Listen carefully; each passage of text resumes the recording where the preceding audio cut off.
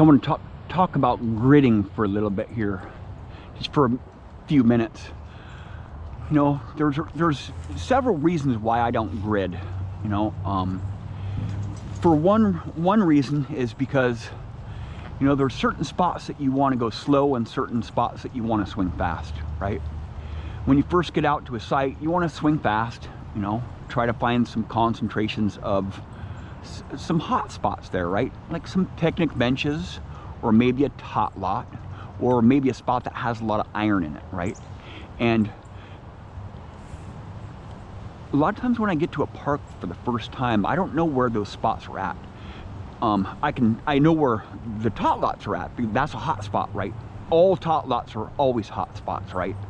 For jewelry, gold, jewelry, rings, coins, and whatnot. And so are picnic benches, but these picnic benches move a lot, you know, throughout the years. You know, these picnic benches move over here, over there, over there, over there, over there, and you want to find those hot spots, right? And if you're swinging really slow, if you try to grid through this forest right here, you are gonna freaking lose your direction the first target that you dig, man, because there's so many trees and you get disoriented. You know, it's not like you have a compass on your detector or anything. You know, it's not like your detector is telling you where you've already been. And it doesn't really matter where you've already been, because everybody misses a lot of stuff, right? I miss a lot of stuff. But I'll tell you the truth. This machine right here tells me where to go. You know, it's not really a lot of instinct, you know.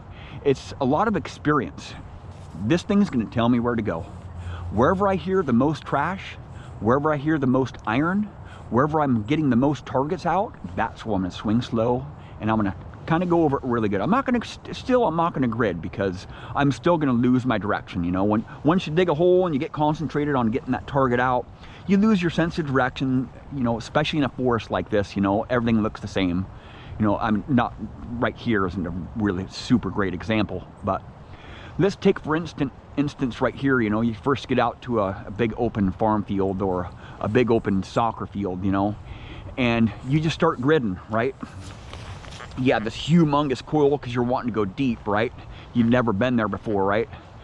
But maybe it might be an older park. You know, older parks, you know, you want to take your time on certain spots. But when you first get out to a spot there, you don't want a huge coil, right? How do I know that there's going to be deeper stuff there?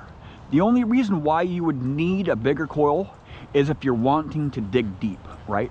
If you get to a site for the first time and you have a humongous coil, you're going to get burned out pretty quick, because you're swinging a big coil around. If you hunt for long hours like I do, you know, I've just found a lot of I've figured out a lot of strategies throughout the years to dig on every different kind of site, right?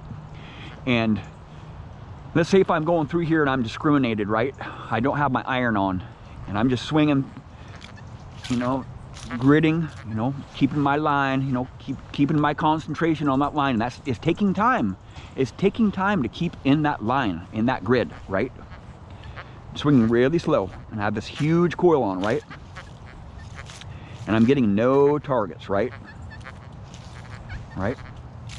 Meanwhile, when I'm sitting there gridding and I'm not getting any targets out, I'm maybe getting like 2-3 targets out per hour, everybody else in my group are already over to the iron, and they're already over to the hot spots.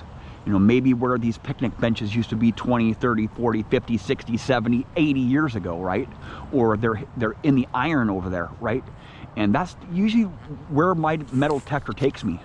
My metal detector takes me right to the hot spots, right? It's not going to take me to a big open field right here, especially if I have a big coil, you know. If I have a big coil on, that means I know that I've already cleared a lot of this trash and the iron and the garbage off the surface for a lot of hunts. And then I bring my big coil in every once in a while and just swing slow, right? Be really patient and dig up still a lot of iron and get some relics and some deeper coins, right? And if you're gridding like that, you know, you're spending a lot of time on areas that are not concentrated. You don't have a big chance on getting something if you don't know a lot about that area if you have a big coil on, right? That's why I like the medium-sized coils or the smaller coils. I really like the mediums, you know, 8 or 9 inches is the perfect size coil for finding the hot spots, you know? And that's usually the spots that I make my videos in, is the hot spots, right?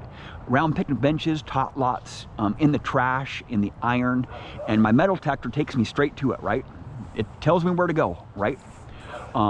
If somebody tells me, oh, I found a ring at this park, you know, this park or that park, I don't ask them, oh, where'd you find it at? Because I don't care where they found it at. I want to go to the iron and I want to find those spots for myself. Because usually I know where, pretty much, I know where a lot of hot spots are in town here, because I've been digging for a lot of years, decades and decades in my parks in my area, and I know where a lot of hot spots are. But I do find hot spots every once in a while, you know, just random, just luck, you know, finding hot spots in parks. And because you can't really find all the hot spots in the parks, you know. I do, you know, hunt with a lot of other people, and everybody has a certain swing style. But I like swinging fast, because I like swinging fast and having a medium-sized coil on and getting to those hot spots, right? If I know that there's a hot spot out at the corner of the park and I turn my metal detector on, I'm not going to go like this, right? I'm not going to try to make it over to that hot spot in the next hour, right? I'm going to swing as fast as I can and get over that hot spot, because you have a certain amount of time to hunt in that hot spot, right? And then I work my way back this way, right? When I first get to a site, I'm still going to swing fast. Like, let's take for instance like a soccer field, okay? Soccer fields, there's hot spots, right? There's hot spots around the goalposts, and there's hot spots around the lines, the outside perimeter of the playing field. That's where everybody has their chairs and they drop jewelry and coins and rings and stuff out of their pockets or off their neck. And there's a hot spot in the middle of the field too. But you have to find those hot spots, and sometimes those hot spots are a little bit tougher to find because they haven't laid the chalk down to give you that indicator of where those hot spots are at. So I can tell when I go over a hot spot because I have my iron on, right? I have zero discrimination, right? Actually minus discrimination, so I can hear all the minerals in the soil, right? And I'll just sweep over this area just for instance, right? I'll let you hear real close. It's all minerals, right? There's a little bit of iron there, a little bit of iron, a little bit of iron. I'll swing faster, right? A lot of iron, some minerals, right? And when I'm in a soccer field, I can tell when I just went over that hot spot when I'm swinging fast, because I'm having zero discrimination, right? Usually around those hot spots, there's a lot of heavy minerals and some iron in the ground. And if you're discriminated on, or you don't have your iron on, you will completely skip that thick Paystreak up of coins, jewelry, and rings, right? Like, let's say from here to my shovel here, that's about how wide those Paystreaks are in the soccer fields, right?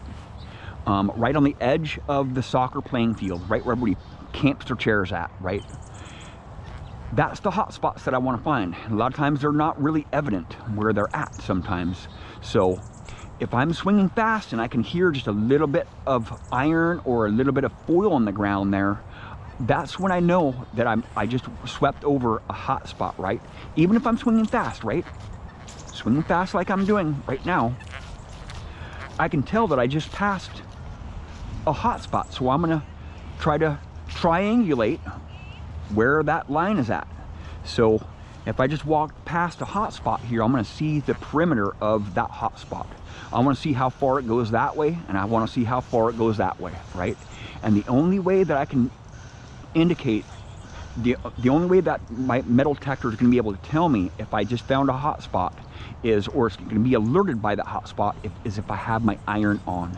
And what I like about the Deus is I can distinguish that iron tone from that mineral tone, right?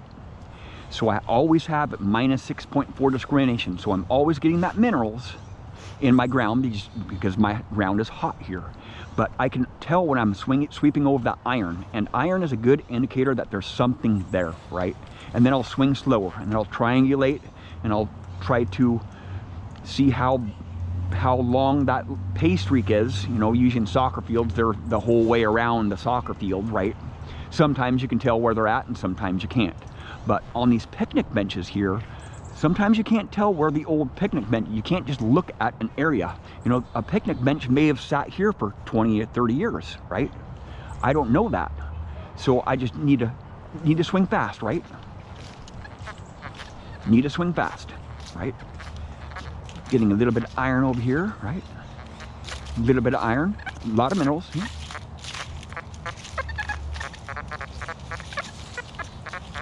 Some iron right there, right? A lot of iron over here. So I'm gonna dig that target out right now, actually. And I'll tell you another secret too. It's not really a secret, but I look a lot at maps too.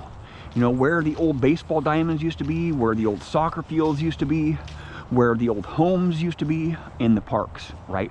And that way I can just pretty much look and see where a building used to be, like in the overhead aerials or in some geographical maps.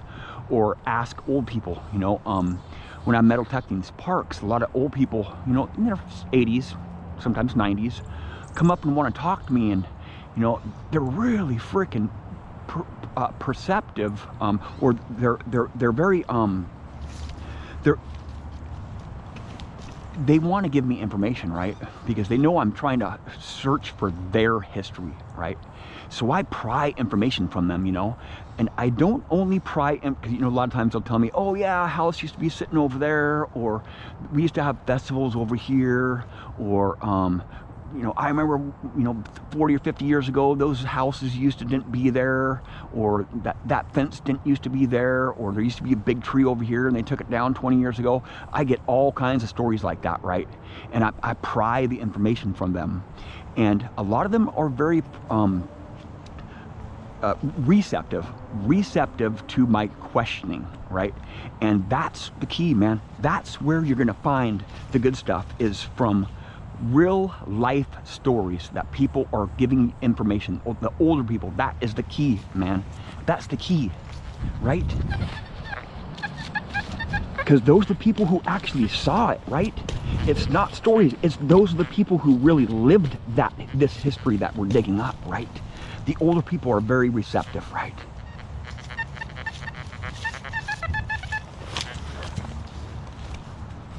I found a lot of relics in this area right over here, so this could be something freaking super epic, man. What's it gonna be? Oh my god, it's a buckle? Oh hell yeah, man. Bring it on, baby.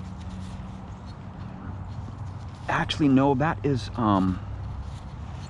it's part of a jar or something. I can't really remember what the heck that would go to. It kind of rings a bell.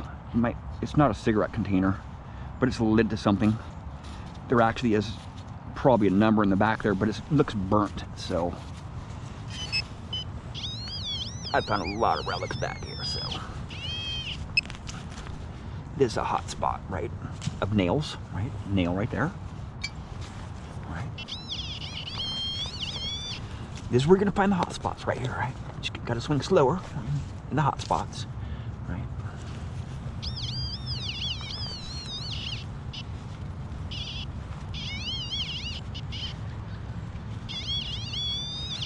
It's deeper. And there's a lot of deep relics here too. Oh, this soil is really hot today, so I really need to shut that thing up. There we, oops, it's a nail, another nail.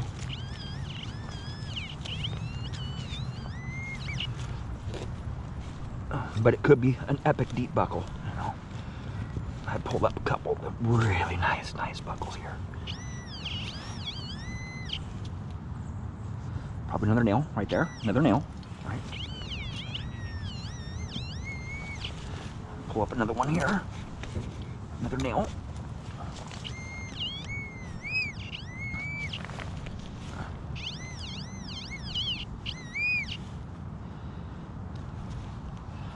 at that. Freaking beaver tail right there.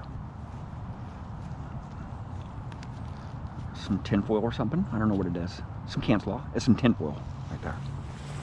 Right, deep stuff. Right. I'm not going to go any further with this hole here, but some kind of lid, right?